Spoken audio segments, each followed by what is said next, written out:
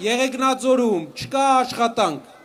Եղեգնաձորում և Եղեգնաձորի գյուղերը Հայաստանի ամենաաղքատ գյուղերն են, աղքատությունը աճում է Վայոց ձորում և դրա համար պետք է առաջնորդ, ով գիտի ձևը, ոնց լավ կյանք ապահովի։ Փոփոխություն։ Հունիսի 7-ին իշխանության է գալիս ազգային բարերար Սամվել Կարապետյանը։ Ուժեղ Հայաստանը առաջարկում է, որ Հայաստանի Հանրապետությունում երկու անսակարկելի արժեք լինի։ Մեկը դա մարդասիրությունն է, երկրորդը իրավունքի գերակայությունն է։ Սամվել Կարապետյանը խոստանում է ապահովել անվճար կրթություն մեր երիտասարդների համար, որքան որ դա հնարավոր է։